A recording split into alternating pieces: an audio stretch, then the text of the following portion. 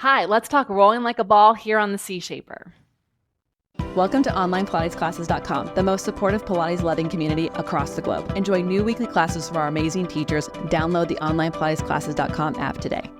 I'm Lesley Logan, co-founder of OnlinePilatesClasses.com, and rolling like a ball on the C-Shaper might seem a little weird, and how the heck are you going to do it? And also quite humbling. It's quite humbling, actually. It's going to be a little humbling. So we'll see how it goes for me today.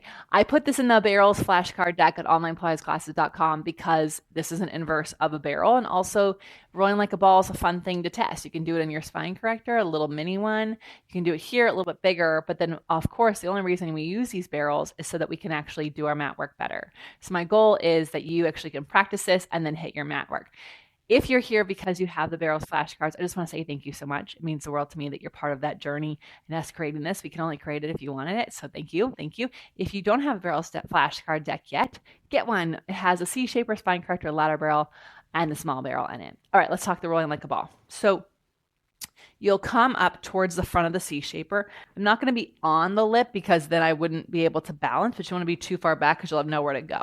You pick your feet up and you grab your ankles if you can. If you can't, of course, you can grab your thighs. What we don't want, though, is those feet to kind of get away from us. So I'm going to grab my feet because I can. Again, if you're here, that's fine, but see if you can kind of pull your feet towards your butt. All right. So I'm going to push my feet into my hands, which sounds a little different than what I just told you, but my hands are on my ankles so I can pull back from my upper back. It should feel like you're doing a row. Okay. So I'm rowing from my back.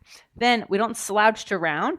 We lift up and then we pull our waist back, and I'm just going to tap my back to the C-Shaper and come back up. Now my feet just touch the floor. So I use a little too much momentum to get back up. I'm going to tap and up. One thing that you want to notice is what's happening between the feet and the seat.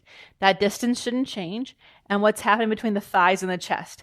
That distance shouldn't change. So even if I don't have arms, I could still do it, right? Because the stomach is doing it. I'm just using my legs and my arms against each other to get some opposition here.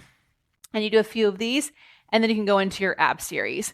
Really fun. If you hit this and slide down, that's momentum, probably using your head to go back. You should just see, like I just did, just tap and up and tap and up.